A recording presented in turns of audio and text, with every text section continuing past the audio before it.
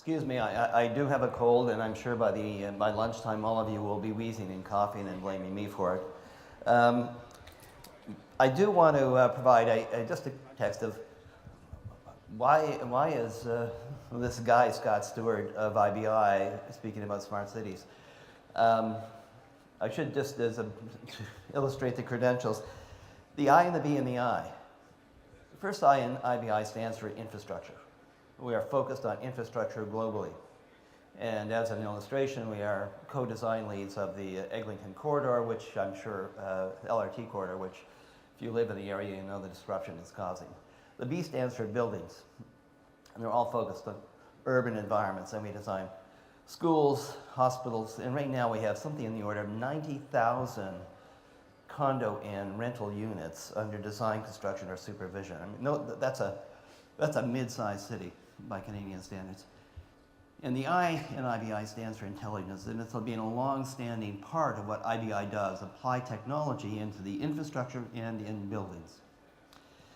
So that's a bit of background, and maybe indicates some of the credentials that we have. I wanted to put this up, and I borrowed this material from, in concept anyway, from Thomas Friedman in his book, his great book, Thank You for Being Late. On the left-hand side, you see the first Intel chipset from 1971. Cost $60. And it was created for a desktop calculator, one of those big machines. You see on the right-hand side, a 1971 Volkswagen. It cost about $3,500 at the time.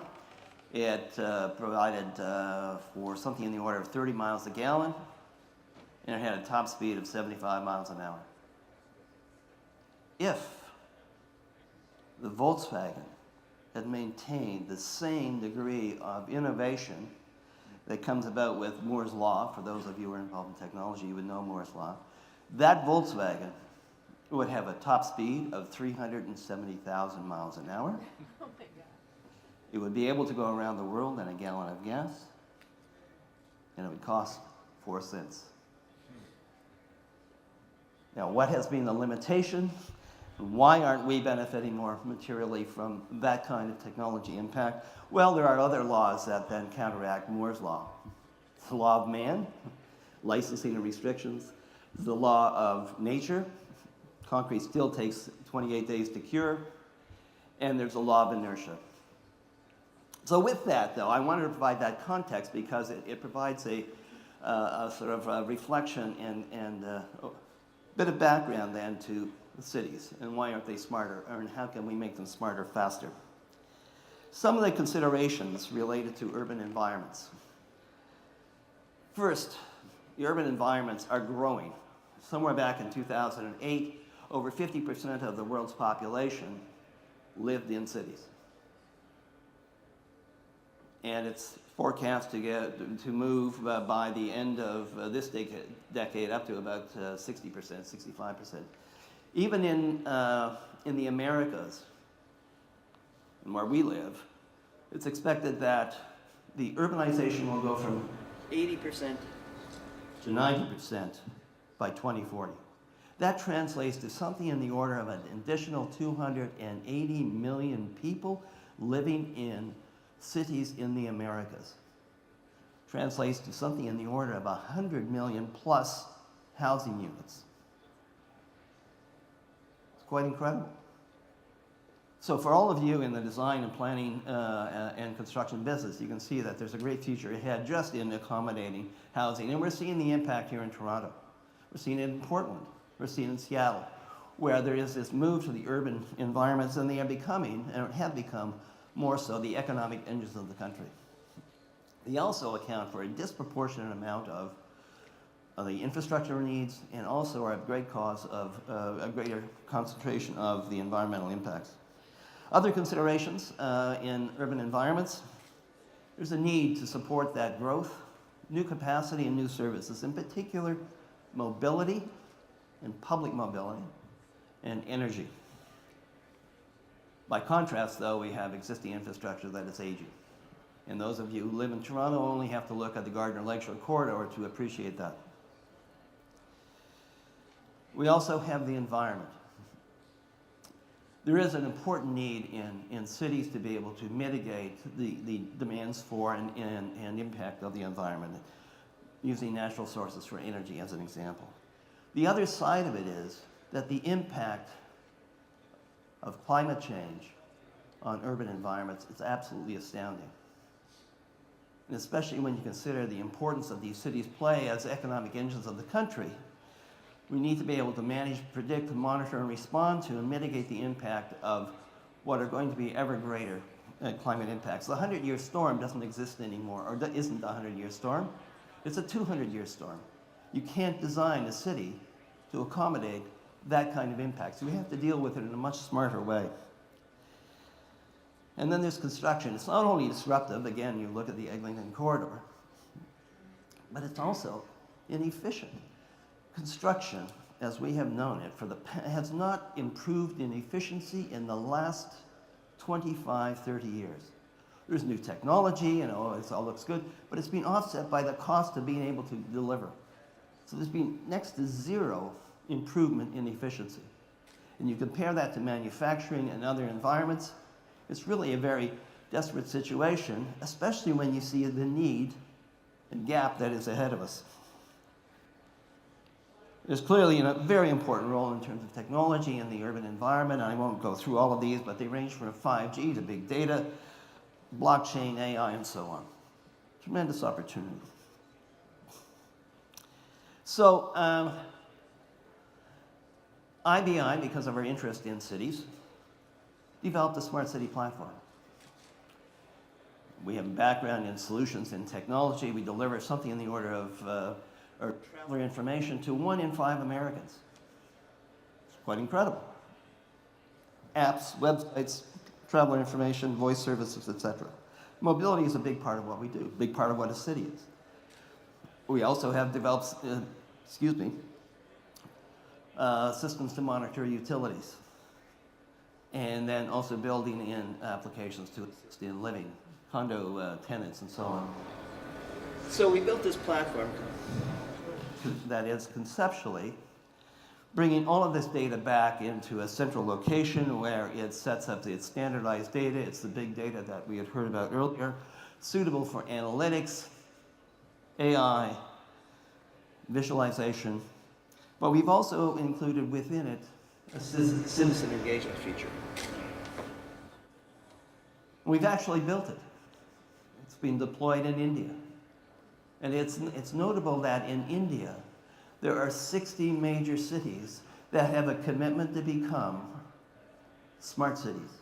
It's more than a commitment. They are doing it now. And in this case, we have applications in place in India that provide for a much greater effective utilization of the infrastructure and providing better services to the community. But they're doing it for a very particular reason, and that is to challenge, create opportunities for their own people for economic activities, jobs and such, but they're going to use those cities to compete on a global basis. It ties back to the earlier point I had made about cities are really the economic engines of countries. So we've deployed this system in India. And on the, you'll see here that there are various system applications from transportation, transit signals, traffic control signals, monitoring water systems, bringing all the data back, manipulating it, standardizing it, and then presenting with various visualization elements to it, but also then engaging the citizen. And just to illustrate some of, this is the citizen engagement model. So as it might apply to Toronto, if you encounter a pothole, and we have many of them in the spring, you'd be able to report that back in. And so instead of the city having to go through some kind of survey and information gathering, the citizens become sources of information. Instead of the Internet of Things, it becomes the Internet of People.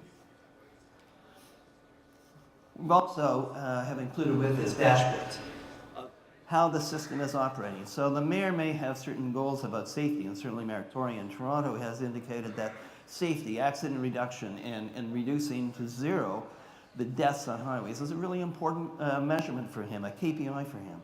Dashboard allows a real-time monitoring of that information back to the political levels, but also real-time information to the disparate levels of the management teams.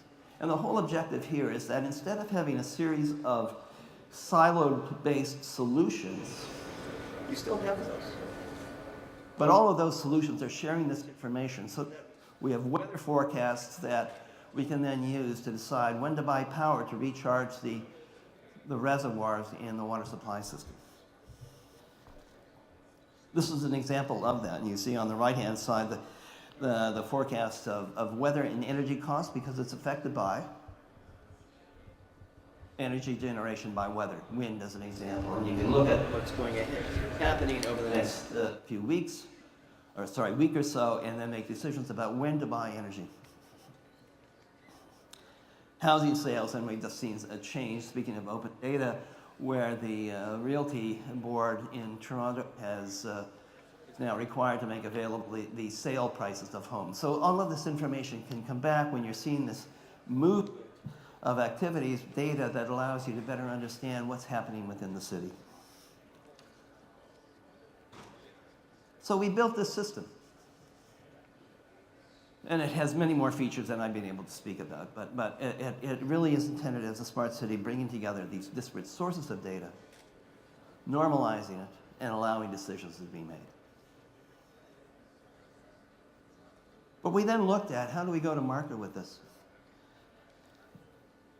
And we looked back. We had started first in the technology world back in the 1980s, and you see on this slide, and I don't know if I can see any highlighters here, maybe not.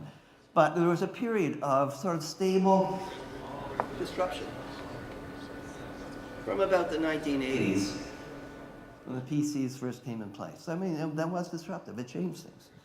And then it moved to the internet and then open source information. And there was a period of relatively predictable disruption. So if you built a system, as an example, and we did, traffic management systems, you could anticipate that if you built it, that you would be able to have enough sales of those systems over a period of time that you could recoup over 3, 4, or 5 years that investment. We're now into an accelerated age of disruption. That does not apply. That thinking does not apply anymore. You look at Uber and what's happened with Uber. Uber is disruptive. They say, we're not a taxi company. We're not subject to the rules of taxi licensing. We're a technology company. And you look at what they have done. They have become one of the biggest mobility providers in the world, and you look at their market cap, it's incredible. They don't own a vehicle. You start to think about that, and you go back to that first slide I had about the chipset. And you start to then apply different mindsets. And my point about the laws of man, those licensing restrictions have had an impediment on our ability to move forward and really capture the full value technology has to offer. So we thought about that a bit. And in this day and age, you don't have a lot of time to think about things. You have to act quickly. There was a time when you could design something and you could pick one of quality, price, and on time. That was maybe 20 years ago. Pick one. Then about 10 years ago, it was pick two. In this day and age, it has to be cheaper, faster, better, now. And that's real. I mean, you cannot anticipate, you cannot proceed in the same way that we used to do things. So that caused us to reflect on the tech ecosystems. And IBI is in India, we're in California, we're in New York, we're in Portland and Seattle, we're in Toronto and other major cities. And you look at what's happening with the tech eco environments. It's incredible. As a reference, Toronto to Waterloo. It's the largest tech ecosystem that's now taking place. More employment in this corridor, or growth in tech employment, than San Jose, Silicon Valley, and Portland and Seattle combined last year. It's the largest consumer of space in Toronto. There's a shortage of office space, unheard of. Another example of what's happening is WeWork is now the largest owner of office space, all supporting the tech eco environment or tech technology. So we understood that we have to become engaged in major tech ecosystems, not just in Canada. We also looked at the Ontario Centre of Excellence and what they're involved with. They are supporting something in the order of $400 million of new initiatives annually, providing platforms for testing new technology. And there's a major emphasis in Canada on the big tech, the fintech, the med tech, but no one dealing with city tech. And what's interesting in all of these kind of startup environments, and accelerator environments, is that if you get to the root of it, their real value is in they provide space. My earlier point about WeWork space, sort of a systems environment. They provide data so people can test out different theories.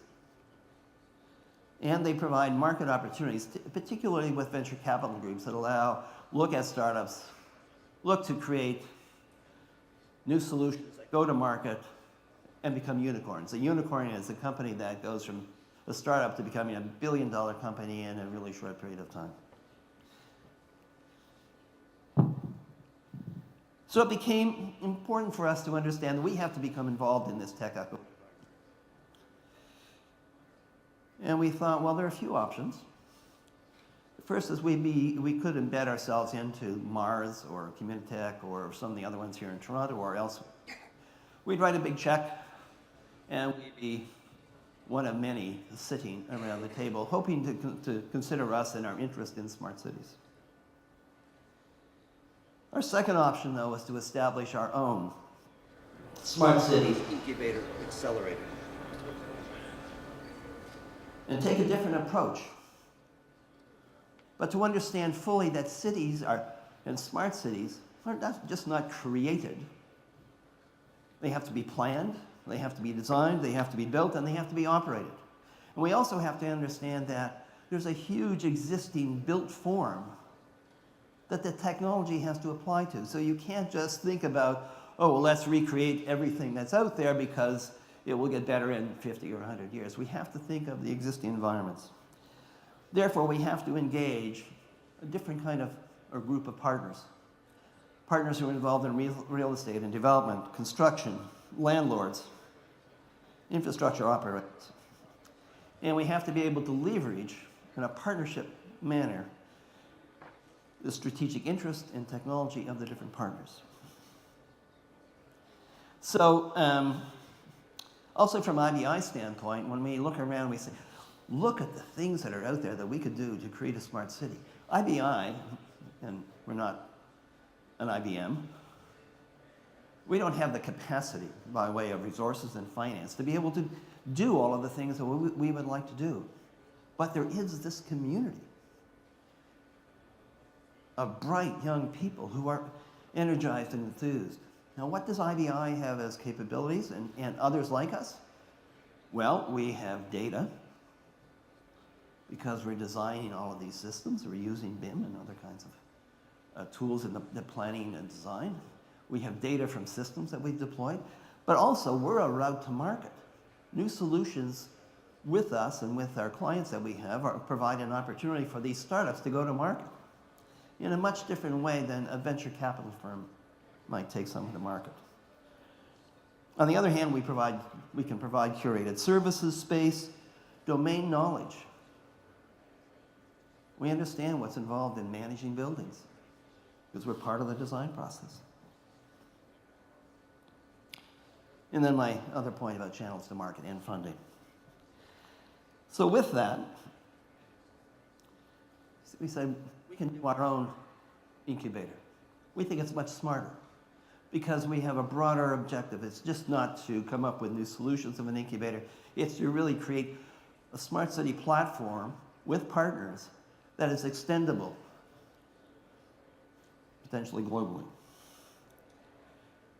We would run incubators, and an incubator is where you bring in startups around a particular theme. One of the themes that I have right now that is maybe a little too far out there is with electronic license plates, be able to do electronic curbside management. Instead of these stupid static signs that are there that say, oh, don't park here. Imagine being able to deal with that kind of space in a much more dynamic way. Now, that's a small illustration. Also, being able to tie together mobility services and car sharing capabilities in built environments like Yonge and St. Clair, where our office is, a number of condo owners, office environment. Imagine what we could do with a GM Movis platform of car sharing between the car owner and the employees in the adjacent office buildings. So you don't have to own the car anymore. You don't have to use no Uber, but you have an arrangement with the people who are participating in the Movis arrangement for car sharing, like Airbnb. So innovation, ideas like that. So the incubators establish, excuse me, themes around different kinds of services, mobility as a service, as one example. We would select SMEs or startups. We'd run the incubator, we'd run meetups, hackathons, presentations and meetings and such. We'd be able to pitch solutions. We would also look to bring in partners such as venture capital firms. And we just keep repeating new and innovative ideas. I'm pleased to say that on May 10th, within an incredibly short period of time, we announced our incubator. And I say within a short period of time, it was about 6 weeks before this that we said we should do this on our own, but with partners. And we reached out, and within a 6-week period, if you can imagine this, we pulled together Microsoft as a technology partner, the Ontario Centre of Excellence as an active partner, OPG, Ontario Power Generation. They generate 17,000 megawatts of power every day. Their interest?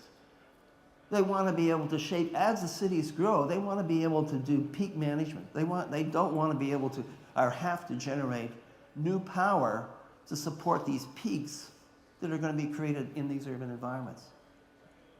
They're thinking about, is there something that can be done with electric vehicles where the electric vehicle becomes a store of power, charged overnight, using cheap power at night, where right now the turbines are disengaged. Cheap power overnight stored. Their idea is put it into the vehicle then goes to work, it then becomes a store of energy to cut down on the peak loads. Interesting idea. The weather network, to the earlier point about climate change and the impact on urban environments. The ability to understand at a much finer degree what the forecast is going to be on a micro level, to be able to understand then what might you do then for your utilities, for transportation, for building control systems. Ellis Don, one of the largest contractors in Canada, interested in the construction side, because it's just not the construction and mitigating the construction impact, it's also then being part of that asset that they have then constructed to make sure that it's delivering an end user service and not just inner building. Slate, a major property owner who see the value of being able to take technology and have those buildings that they have operate more efficiently. It's how they improve their bottom line. And then IBI. So we are at the point of getting our first cohort organized. We'll be launching in January. And I must say the enthusiasm and energy of this group is really a sight to behold. And when you think that this came together in weeks, private sector having a common objective and vision. And the vision is pretty simple. It's to be able to create and deploy technology and solutions and services to improve efficiency, safety, the environment, and citizen engagement, to an earlier point that was made about the quality of life, and leveraging off the partners' capabilities and interests in the tech ecosystems. So that's the sandbox, the Smart City Sandbox here in Toronto. And I look forward to, in the near future, being able to report back on innovative outcomes and results.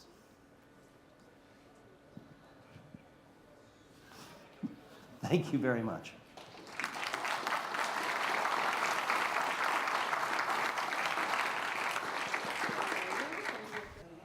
My name is Emily from BIM & Co. Thank you very much for your presentation. And I really wanted maybe to hear you a bit more about how BIM will actually have this impact that we can hope for the smart city of tomorrow, and maybe the part of how design in the whole process of an existing city can actually do something for our greater future. That is an excellent question. Thank you very much. And I have both a positive and a negative. IBI has touted the virtues of BIM for a long time.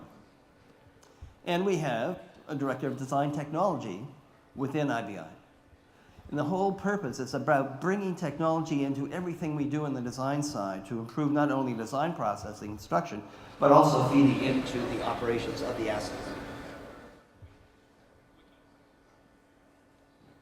And in fact, we have built and created our own solution called IBI Inform. It's an asset management system. And it is explicitly linked to BIM output, the objects in BIM that then populate the inventory system of the Inform asset management system. And it's visual. So it's an asset management system that has a visual component to it, which we think is incredibly unique and powerful. So from that standpoint, we are really enthused about what BIM is. That's the positive comment. My negative comment is, or qualifier, not negative, is that BIM has been around for a long time. We have been promoting it within IBI for as long as it has been out there. And I must say, and I don't think this is unique to IBI, we are not nearly where we want to be with it. We are not nearly engaged in BIM in the way that the industry requires it and construction requires it. Because our clients don't necessarily want it. They don't see the value in it. Or they come in late. After we've done everything else, they say, no, we don't want BIM, we want it in a certain way. And then they come after the fact, after it's constructed, they say, oh, give us a BIM model. We didn't do it that way because you didn't want it that way.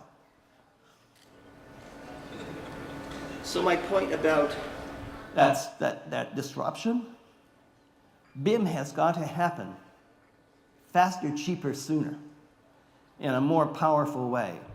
Otherwise, it will be, in my view, there are disruptors out there.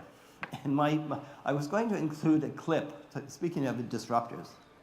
If you have children who you play with Fortnite or Minecrafters, and you look at how those young people use materials and products to create physical environments in a virtual space, imagine their mindset when they come and then join a firm in a not too distant future, 6, 8, 10 years, and they're given tools that aren't nearly as creative and as effective as some of those.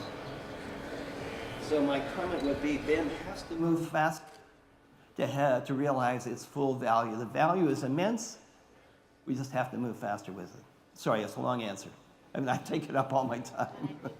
Quick round of applause, please. Thank you so much. Appreciate that. Fabulous.